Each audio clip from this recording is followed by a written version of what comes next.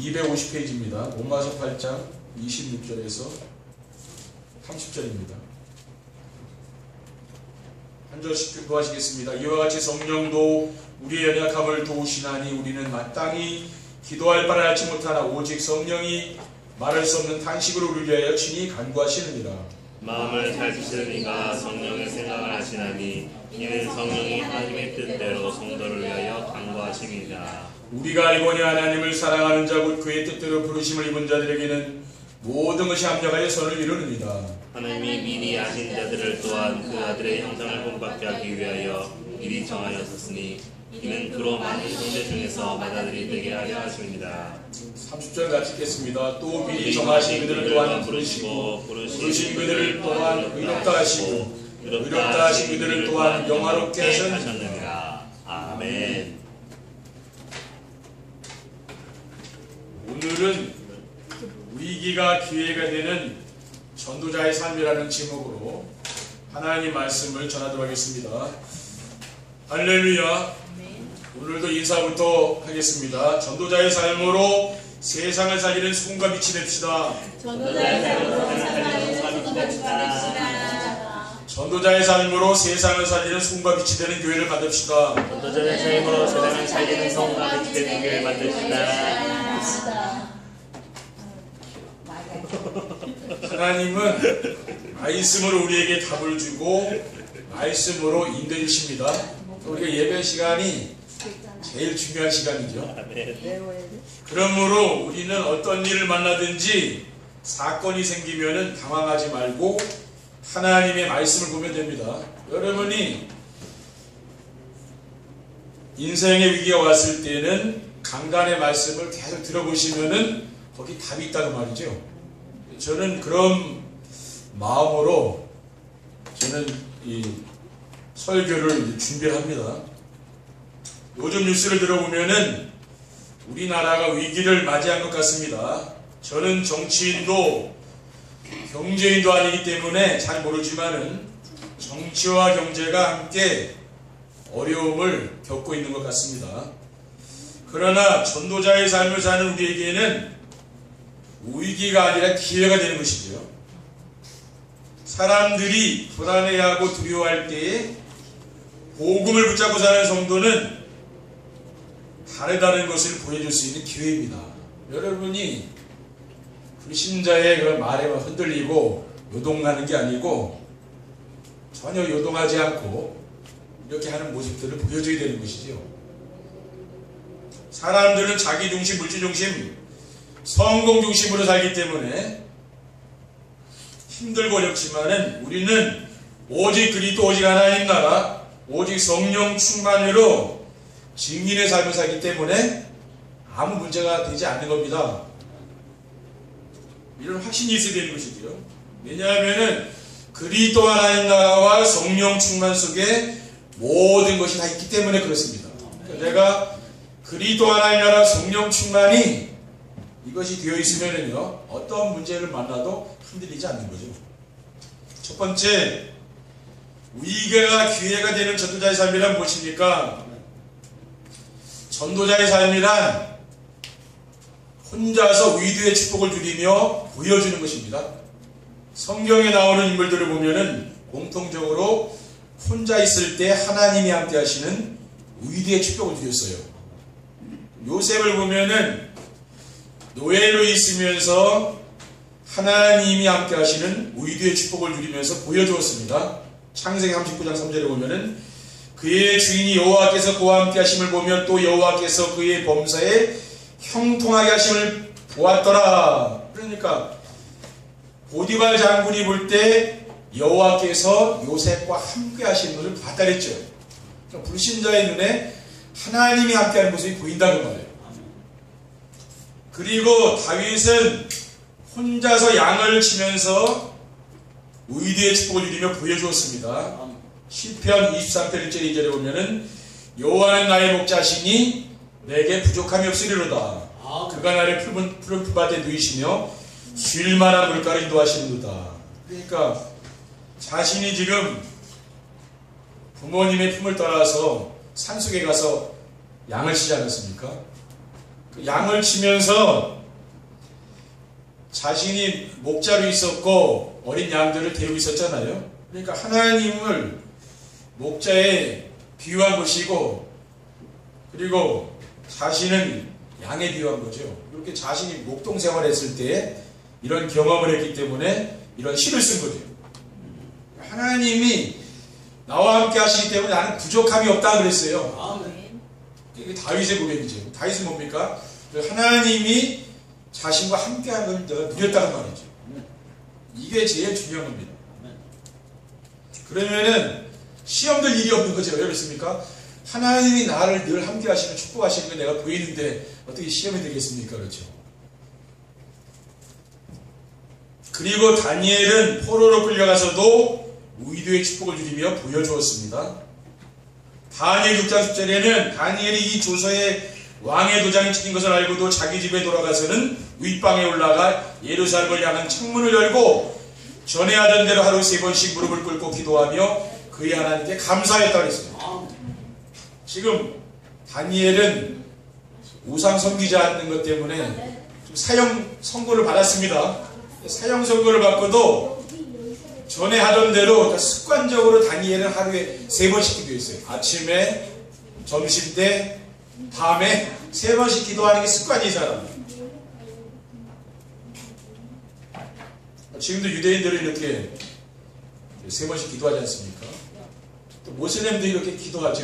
그 사람들은 이게 복음의 능력은 아닌데도 뭐 흑암의 그 능력을 받아가지고 그 사람들이 역사를 일으키는 거 아닙니까? 우리는 뭡니까?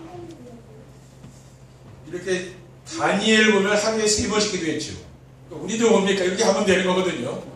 3번씩 강단의 말씀을 듣고 내가 기도하는 겁니다. 그걸 지금 하면 되는 거예요.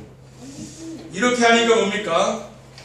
하나님이 다니엘과 함께 하면서 그 불신자 왕이 하나님이 살아계신 것을 봤다 그랬어요. 다니엘을 볼 때.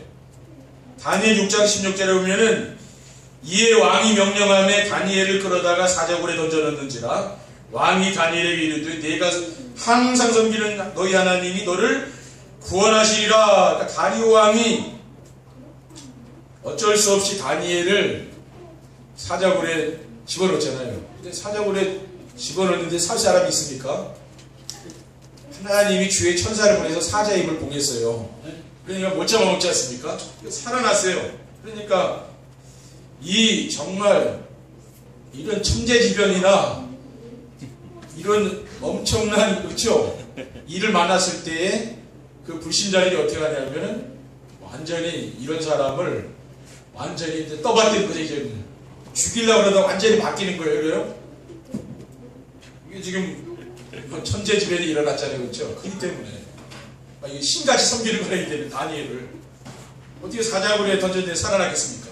그러면서 다니엘과 함께 하신 하나님을 불신자인 바벨론 왕이 보고 알았어요. 그리고서 모든 그 바벨론의 백성들에게 조서를 내려서 다니엘이 믿는 하나님을 믿으라 그랬어요. 이런 하나님이 어디 있겠냐? 그렇죠? 다니엘은 뭡니까? 사자굴에 던져졌는데 하나님이 다니엘을 살려주셨고, 그래서 뭡니까? 하나님이 전파되게 되는 거죠. 그래서 보여준 겁니다. 우리도 뭡니까? 하나님이 나와 함께 하는 걸 보여주면, 그래서 우리가 하는 게 정시예배죠. 여러분, 정시예배 하다 보면은 내 주변 사람들이 하나님이 나와 함께 하는 것을 내가 보게 되는 거죠. 그리고 전도자의 삶이란 성도들과 임마누엘의 축복을 누리며 보여주는 것입니다. 하나님의 말씀을 자세히 들여다보면은 모세와 이스라엘 민족들이 6월절 날 임마누엘의 축복을 누리며 보여줬습니다. 출애굽기 3장 18절에 그들이 내 말을 들으리니 너는 그들의 장로들과 함께 애굽 왕에게 이르기를 히브리 사람의 하나님 여호와께서 우리에게 임하셨은즉 우리가 우리 하나님 여호와께 제사를 드리게 하오니 사흘쯤 광야로 가도록 허락하소서 하라. 그래서 애굽 왕에게 가서 모세가 장로들과 함께 피제사를 드릴 테니까 내 백성들을 내보내라 그랬잖아요. 그런데 바로 왕이 말을 안 듣죠. 그러니까 어떻게 했습니까? 이제 장자재앙이 오잖아요. 장자재앙이 올 때에 애굽의 모든 장자들이 다 죽었습니다. 바로 왕의 장자도 죽었어요. 그런데 양의 피를 바를 이스라엘 백성들의 그 가정에는 죽음의 사자가 넘어갔어요. 그 6월절입니다. 6월절이라고 그러고요. 6월절 어린 양의 피를 바르는 날 애굽의 모든 저주와 재앙이 다 떠나간 거죠. 근데 전 백성들이 피를 발랐잖아요. 그러니까 모든 백성들이 임마누엘의 축복을 드린 거죠. 하나가 돼서 피를 발랐는데 죽음의 재앙이 다 넘어간 겁니다. 6월절 아닙니까? 그리고 마가다락방에 모인 성도들이 임마누엘의 축복을 누리며 보여주었습니다. 사도행전 1장 14절에 보면은 여자들과 예수의 어머니 마리아와 예수의 아우들과 더불어 마음을 같이 오로지 기도에 있었다고 했습니다. 그러니까 마가다락방에 모인 사도들과 성도들이 뭡니까? 오로지 언약 붙잡고 기도했잖아요. 그런데 어떤 역사가 일어났습니까? 오순절날 불같은 바람 같은 성령 역사가 나타나거든요. 거기에서 초대교회가 시작된 거죠. 그러니까 그 모습을 모든 유대 사람들이 다 보고 아는 거죠. 그리고 초대교회 성도들도 임마누엘의 축복을 누리며 보여주었습니다. 사도행전 2장 44절 47절에 보면은 믿는 사람이 다 함께 있어 모든 물건을 서로 통용하고 또 재산과 소유를 팔아 각 사람의 필요를 따라 나눠주며 날마다 마음을 같이하여 성전에 먹이를 힘쓰고 집에서 떡을 떼며 기쁨과 순전한 마음으로 음식을 먹고 하나님을 찬미하며 또 온 백성에게 칭송을 받으니 주께서 구원받은 사람을 날마다 더하게 하셨다 그랬어요. 그러니까 모든 재산과 소유를 다 팔아서 뭡니까? 각 사람의 필요를 따라 다 나눠줘버린 거예요. 그렇죠. 이런 뭐 엄청난 역사들이 좀 일어나는 거예요. 이게 인력으로 되겠습니까? 성령 역사 아니겠습니까? 그렇죠. 하나님께 예물 드리는 건 이거 아까워서 못 드리는 거거든요. 그렇죠. 내가 아깝지 않고 이걸 내놓는다. 그건 하나님이 하시는 일이에요. 그렇죠. 또 왜 못 드립니까? 없으니까 또 못 드릴 거 아니에요. 그렇죠. 많이 있으면 많이 드릴 거 아닙니까? 또 하나님이 너무 기뻐하시기 때문에 날마다 그렇죠. 날마다 모였다 했잖아요. 그러니까 하나님이 너무 기뻐해서 구원받은 사람을 더해줬다는 거죠. 하나님이 하시는 일이거든요. 그렇죠. 그러니까 초대교회 성도들이 임마누엘의 축복을 누렸는데 이것이 결국 뭡니까? 주변 사람들에게 다 보여줬다고 말이에요. 참 우리 교회가 이런 교회가 되면 됩니다. 우리 주변에 있는 불신자들이 우리 교회 성도님들을 칭찬하면 되는 거죠. 그리고 우리 성도들이 현장에 가서 욕을 먹으면은 전도가 되겠습니까? 그렇죠. 여러분이 가서 언약교회 성도는 정말 다르다 이런 말만 들어도 그게 전도가 되는 이 지역사회에 알려진다니까요. 그럼 누가 어려움 당하는 사람이 있으면 그 교회 가라고 합니다. 그렇죠. 좋은 교회라고 이런 말을 들어야 되는 거죠. 그리고 전도자의 삶이란 모든 현장과 일에서 원내스의 축복을 누리며 보여주는 것입니다. 성도님들이 강단의 메시지를 듣고 묵상하고 전달하는 정시예배를 통해서 위도의 축복을 누리고 교회에 와서는 예배 시간에 붙잡은 언약 미션 비전의 말씀을 붙잡고 성도들과 포럼하는 거죠. 그러면은 임마누엘의 축복을 누리게 됩니다. 그럼 임마누엘의 축복을 누리면 어떻게 됩니까? 온전히서 합력해서 선을 이루시는 하나님이 함께 하시는 원내스의 축복을 누리는 거죠. 그래서 우리가 왜 조장들을 세웠습니까? 하나님이 강단을 통해서 언약 미션 비전을 정확히 선포하셨는데 그 말씀을 성도들에게 전달하라는 말이에요. 왜냐? 다 같은 예배를 드렸지만은 그 말씀을 온전히 붙잡는 사람은 많지 않거든요. 그렇죠? 또 내가 대부분 성도님들은 자기가 좋아하는 말씀 붙잡잖아요. 그렇죠? 그렇게 붙잡는 게 아니라 그 응답이 아니고 뭐예요? 하나님이 원하시는 말씀을 잡아야 돼요. 그게 언약 미션 비전입니다. 그래야 하나님이 그 말씀을 이루어가시고 하나님의 능력을 나타내는 거죠.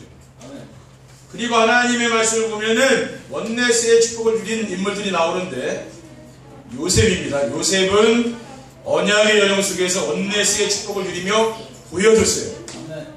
분명히 요셉의 형들이 동생을 미워하여 미디안 상인들에게 노예를 팔지 않았습니까? 그런데 이 요셉이 애굽에 가서 총리가 됐다는 말이에요. 총리가 됐는데 요셉이 형들을 만났을 때 이렇게 이야기를 합니다. 창세기 45장 7절에 8절에 보면은 하나님이 큰 구원으로 당신들의 생명을 보존하고 당신들의 우선을 세상에 두시려고 나를 당신들보다 먼저 보내셨나니 그런즉 나를 이리로 보내신 이는 당신들이 아니요 하나님이시라. 그러니까 분명히 형들이 노예를 돈 주고 팔았거든요. 그런 형들에 대한 미움과 원망 그런 온갖 게 다 있어야 되는데 그건 어디 가든지 없고 하나님이 나를 보냈다고 그러는 거예요. 그러니 얼마나 놀라겠습니까? 그렇죠? 형들도 나 이제 죽었다고 생각했는데 형들이 왜냐? 애굽에 팔았으니까 그 외국으로 그 당시에 팔았다는 건 거의 죽은 목숨에 가는 거 아니잖아요. 근데 이제 거기 잡혔으니 큰일 난 거 아니에요. 근데 그런 고백을 하는 게 하나님이 보냈다니. 그렇죠? 이게 뭐예요? 그러니까 하나님 영광 드러나는 거 아니에요? 그렇죠? 아멘. 근데 여러분이 옛날에 정말 나에게 해를 준 사람 만났는데 내가 원수를 갚아봐요? 그런 건 믿음은 아니잖아요. 그렇죠? 네. 그 용서하고 뭐요? 당신 때문에 내가 하나님이 당신을 통해서 그렇게 하신 것이다. 그런 고백이 나와야 될 거 아니에요? 그리고 모세도 언약의 여정 속에서 원네스의 축복을 누리며 보여주었습니다. 모세의 고별 설교인 신명기 33장 29절에 보면은 이스라엘이 여던 행복한 사람이로다. 여호와의 구원을 너같이 얻은 백성이 누구냐? 그는 너를 돕는 방패시요 네 영광의 칼이시로다. 내 대적이 내게 복종하리니 내가 그들이 높은 것을 갈부리로다라고 했습니다. 그러니까 모세는 인생을 다 마치면서 하는 이야기가 뭡니까? 이스라엘 백성부 너희는 행복한 사람이라 그랬어요. 그러니까 자신이 행복하지 않은데 어떻게 행복한 사람이라고 그랬겠습니까? 자기는 인생을 살면서 늘 행복한 사람이라는 게 생각이 있는 거예요. 저는 늘 행복한 목사구나 이런 생각이 들 때가 들더라고요. 그러니까 여러분도 그런 생각이 들어야 되는 거예요. 여러분 신앙생활 이렇게 하는데 정말 나는 행복한 사람이구나 이런 마음이 들어야 되는 거 아닙니까? 그렇죠? 그러니까 정상이라니까 그게. 여러분이 정시를 하다 보면 나도 모르게 그런 생각이 떠올라요. 내가 이렇게 진짜 복을 받은 사람이네. 이게 이제 깨달아지는 거죠. 그게 행복한 거 아니에요. 그러니까 그 주변의 모든 사람들이 그걸 보는 거죠. 그렇죠? 아주 행복한 사람이니까 주변 사람들 보고 안다는 거예요. 그리고 바울도 언약의 여정 속에서 원네스의 축복을 누리며 보여주었습니다. 고린도서 12장 10절에 보면은 그러므로 내가 그리스도를 위하여 약한 것들과 능욕과 궁핍과 박해와 본고를 기뻐하노니 이는 약한 그때의 강함이라. 사도 바울은 뭡니까? 능욕, 궁핍, 박해, 본고. 그렇죠? 이 그리스도 때문에 모든 어려움을 다 당한 사람이 사도 바울이거든요. 그런데 뭐예요? 자신이 약할 때 강하다 그랬어요. 그렇죠? 사도 바울입니다. 내가 주인이 돼가지고 내가 막 다 하는 게 아니고 뭐예요? 하나님이 하시는 걸 보는 거죠. 빌보서 3장 8절에 보면은 내가 그를 위하여 모든 것을 잃어버리고 배설물로 여김은 그리스도를 얻고 꺼내서 발견되려면 하겠습니다. 그러니까 사도 바울은 복음 때문에 모든 걸 다 잃어버린 사람이죠. 그렇죠? 엄청난 학문과 배경이 있는 사람인데 그걸 다 내버렸다는 거예요. 복음 때문에. 다 배설물에 여기 짜여있어요. 그렇죠? 배설물을 버려야 되지. 갖고 어떻게 살아야 그렇죠? 버리는 거예요. 뭐예요? 그리스도 안에 발견되기 원한다 그렇죠? 사도 바울은. 그러니까 이 모습을 사도 바울을 만나는 모든 사람이 본 거라. 왜? 세상의 모든 사람들은 뭡니까? 배경, 이런 지식 자랑, 뭐 돈 자랑, 뭐 사람들이 자식 자랑, 뭐 다 그런 거 하고 있잖아요, 지금요. 자기 배경 자랑하는 거 아니에요. 근데 이거는 사도 바울은 이런 얘기는 안 하는 거예요. 그렇죠. 일단 서론이라 그렇죠. 왜? 복음 자랑, 복음 자랑. 그것을, 그 모습을 주위 사람이 다 보는 거예요. 그러니까 그 옆에 사람들이 보고 은혜 받고 영향을 받는 거 아닙니까? 다 그게 돼야 된다니까. 여러분을 볼 때 사람들이 오직 복음이 돼야 돼요. 자꾸 다른 자랑하면은 불신자들도 싫어한다니까, 그렇죠. 오직 복음 자랑하니까 거기 은혜를 받는 거라. 두 번째, 위기가 기회가 되는 전도자의 삶을 살리면 어떻게 하면 됩니까? 말씀 안에서 하나님 주신 언약을 붙잡아야 합니다. 말씀 안에서 하나님 주신 언약이 무엇입니까? 그리스도죠. 그래서 그리스도는 영원한 생명을 받을 수 있는 절대 언약입니다. 요한일서 3장 25절에 보면은 그가 우리에게 약속하신 것은 이것이니 곧 영원한 생명이니라. 여러분에게 영원한 생명을 주신 거 아니에요. 그렇기 때문에 여러분이 세상에 두려워할 이유가 없다는 거예요. 두려워할 이유가 없는 거예요. 그리고 이 영원한 생명을 누리는 사람은 어떻게 됩니까? 하나님의 나라가 임하게 되죠. 그래서 하나님 나라는 그리스도를 통해 누리며 살 수 있는 기본 언약입니다. 우리가 절대로 놓치면 안 되는 게 뭡니까? 이 영원한 생명, 그렇죠? 예수 그리스도 이 영원한 생명을 절대 놓치면 안 되는 거예요. 그러면 이것을 누리는 사람은 하나님 나라를 누리는 거죠. 가는 곳마다. 로마서 14장 10절에 보면은 하나님의 나라는 먹는 것과 마시는 것이 아니요 오직 성령 안에 있는 의와 평강과 실학이라. 그리고 오직 성령 충만과 증인의 삶은 언약을 붙잡고 순종하는 자만 누리는 조건 언약입니다. 여러분이 강단의 말씀을, 하나님 말씀을 믿고 순종하는 사람, 이런 사람에게는 어떻게 됩니까? 성령 충만받아 증인이 되는 거죠. 사도행전 4절에 보면은 사도와 함께 보이사 그들에게 분부하여 이르시되 예루살렘을 떠나지 말고 내게서 들은 바 아버지께서 약속하신 것을 기다리라. 여러분이 성령 충만 받으면은 증인이 되는 거예요. 그리고 말씀 안에 하나님 주신 미션을 찾아 순종해야 됩니다. 성도들이 말씀 안에서 찾아 순종해야 할 하나님이 주신 미션이 무엇입니까? 부활하신 그리스도께서 제자들에게 가서 모든 민족을 제자삼으라 했잖아요. 마태복음 28장 19절에 보면은 그러므로 너희는 가서 모든 민족을 제자 삼으라 했어요. 아버지 아들과 성령의 이름으로 세례를 베풀라. 그리고 부활하신 그리스도께서 제자들에게 만민에게 복음을 전파하라고 했습니다. 마가 50장 15절에 보면 또 이르시는 너희는 온천하에 다니며 만민에게 복음을 전파하라. 그러니까 여러분이 이러한 말씀을 여러분 미션을 붙잡고 실천하기 바랍니다. 저는 성경에서 이러한 말씀을 제 마음에 제일 중요한 말씀을 잡고 있어요. 그렇죠. 성경에 많은 말씀이 있잖아요. 그런데 이러한 말씀을 내 인생의 가장 중요한 말씀으로 잡고 있기 때문에 이 말씀이 성취된다는 거예요. 그런 사람이 제자죠, 말하자면. 제자. 제자는 어떤 사람입니까? 미션을 실천하는 사람이 제자라. 그리고 부활하신 그리스도께서 제자들에게 내 어린 양을 먹이라. 이건 아무한테 준 게 아니에요. 제자들한테 줬다니까. 요한복음 21장 15절에는 그들이 조반 먹은 후에 예수께서 시몬 베드로에게 이르시되 요한에게 시몬아 내가 이 사람들을 보다 나를 더 사랑하느냐 하시니 이르되 주님 그러하나이다. 내가 주님을 사랑하는 줄 주님께서 아시나이다.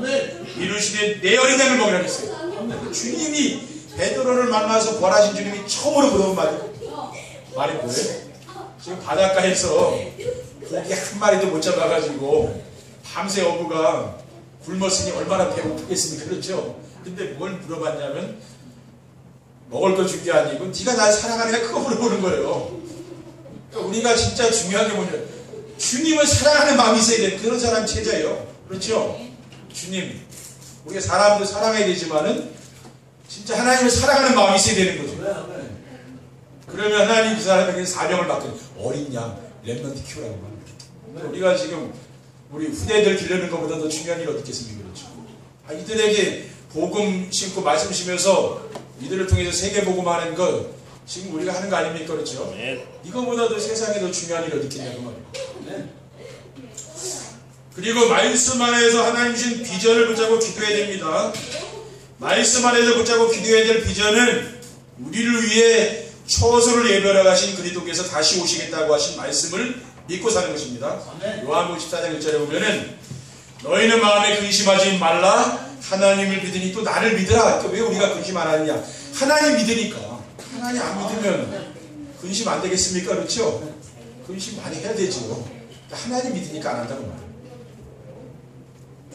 14장 13절에 보면은 가서 너희를 위하여 거처를 예비하면 내가 다시 와서 너희를 내게로 영접하여 나 있는 곳에 너희도 있게 하리라 라고 했습니다. 그러니까 거처를 예비하는 주님이 천국에 가신 거 아닙니까? 그렇죠? 그렇기 때문에 우리가 그게 비전이라 우리는 이 땅에 영원한 집을 짓고 사는 게 아니라 여호와 증인들은 이 땅에서 영원히 산다고 하는데 성경에 절대로 그렇게 안 나와요. 이 땅에서 잠시 머물다 가는 곳이 영원한 천국이 있다고. 그 나라에 영원한 우리를 위하여 하나님이 만들어 놓은 집이 있다니까 거기 가서 사는 거예요. 그게 우리의 비전이라고 말이에요.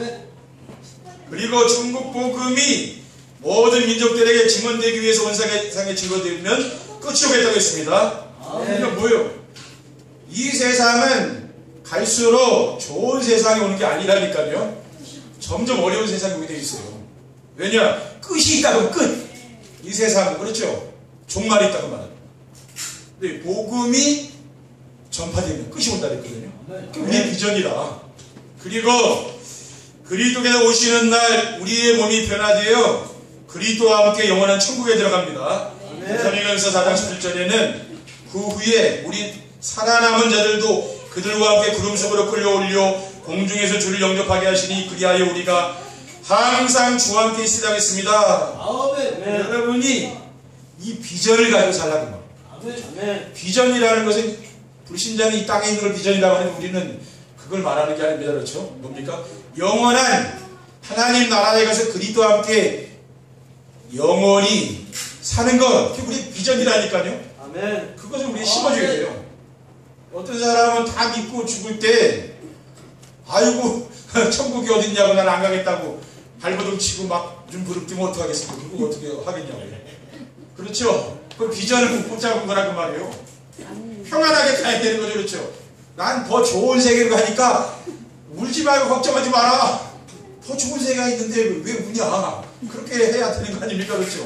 그럼 그 사람이 정확한 비전을 잡은 거예요. 근데 비전이 없는 사람 뭐예요? 안 간다고 버티는 거죠. 안 간다고 버틴다고 안 가집니까? 가야 되는 겁니다. 그렇죠? 우리의 힘으로 우리의 생명을 주관하는 건 우리가 하는 게 아니잖아요. 하나님 아시죠? 아멘. 세 번째, 위기가 기회가 되는 전도자의 삶을 살면 어떻게 됩니까? 어떤 어려운 일을 만나도 흔들리지 않게 됩니다.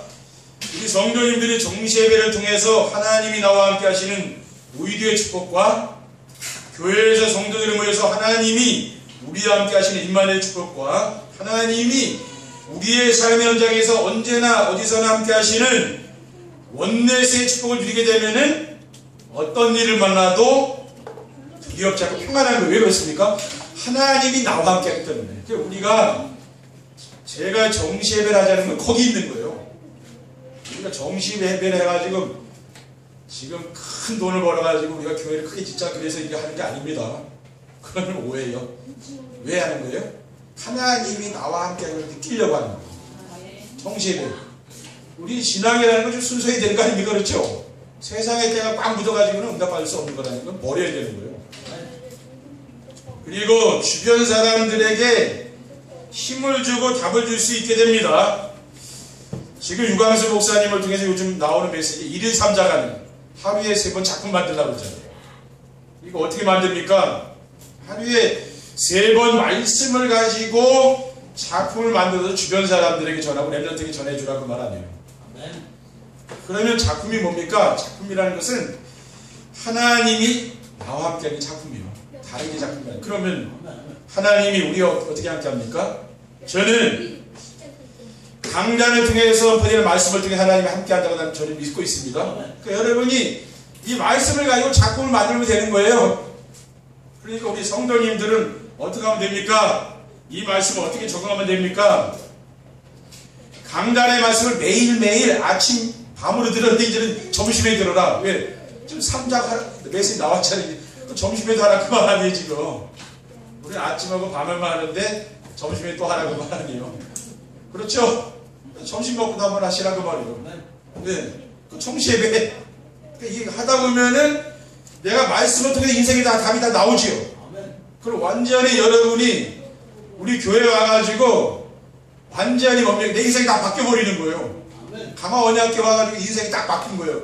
그러면 여러분이 주님을 위해서 헌신하지 않겠습니까? 바로 그렇게 이게 된다는 거예요. 왜? 인생이 바뀌었으니까. 사도와 같이 완전 바뀌어버린 거예요.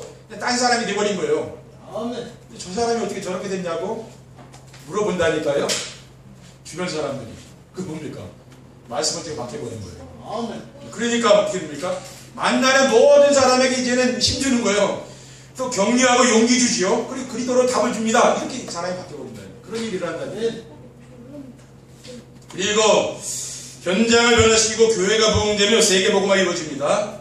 구원받은 성도들이 하나님이시는 언약 미션 비전의 말씀을 붙잡고 기록하고 묵상하면서 전도자의 삶을 실천하게 되면은 가장 먼저 내 자신이 변화되는 거죠. 내 자신이 평안하게 행복하잖아요. 염려 의식 걱정 안 하고. 그것만 해도 됩니까? 그런데 또 가정과 직장이 또 변화되죠? 내가 변화되니까 그것도 바뀌는 거예요. 그러면서 교회에 오면은 말씀으로 또 교회가 새로워지죠. 그래서 전도의 큰 틀이 만들어져요. 그래서 세계복음화에 문이 열리게 되는 거예요. 이렇게 응답이 오는 거예요. 그러니까 소수의 변화가 없이는 다수 변화가 없는 거죠. 가장 중요한 건 나 한 사람이 변화되면 다 바뀌는 거예요. 그게 굉장히 중요한 거죠. 그렇죠? 여러분 한 사람이 얼마나 존귀한 사람입니까? 여러분이 은혜 받으면 다 바뀌게 되어 있습니다. 하나님은 여러분의 모든 인생의 위기를 기회로 만들어서 여러분에게 앞으로 큰 축복을 주실 줄 믿습니다. 기도하겠습니다. 사랑의 하나님 감사합니다. 주님 주신 언약 미션 비전의 말씀을 굳게 붙잡고 하나님이 우리와 함께하는 축복을 누릴 수 있도록 인도해 주시옵소서. 주 예수 그리스도의 이름으로 기도드립니다. 아멘. 찬송하시겠습니다.